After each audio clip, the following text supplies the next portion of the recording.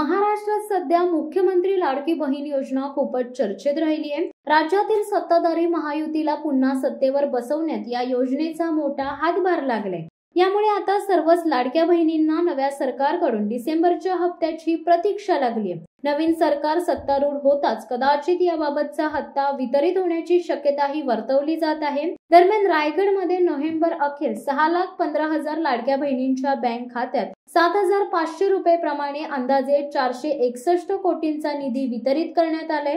लोकसभा निवडणुकीतील अपयशानंतर पुन्हा सत्ता मिळवण्यासाठी मुख्यमंत्री एकनाथ शिंदे यांच्या नेतृत्वाखाली सरकारने कल्पकता वापरून महिला मतदारांना आपल्या बाजूने वळवण्यासाठी मुख्यमंत्री लाडकी बहीण योजना सुरू केली। त्यानुसार पात्र महिलांच्या खात्यात दरमहा 1,500 रुपये प्रमाणे जुलै ते नोव्हेंबर अखेरच 5 महिन्यांचे 7,500 अशी रक्कम वितरित करण्यात आली। रायगडातही या योजनेला उदंड प्रतिसाद लाभला। जिल्ह्यातून सुमारे 6,25,963 अर्ज प्राप्त झाले। त्यामधून 6,15,284 अर्जांना जिल्हा प्रशासनाने पूर्ण पडताळणीनंतर मंजुरी दिली। त्याचनुसार या पात्र महिलांच्या बँक खात्यात नोव्हेंबर अखेर 7,500 रुपयांप्रमाणे निधी जमा करण्यात आले। याचाच अर्थ रायगडातील 6,15,000 बहिणींच्या बँक खात्यात आतापर्यंत 461 कोटी रुपये जमा झाल्याचा अंदाज आहे। रायगडात सध्या असलेल्या 6,15,284 लाभार्थी महिलांच्या बँक खात्यात 129 कोटी म्हणजेच 20,96,400 रुपयांचा निधी जमा होण्याची शक्यता आहे।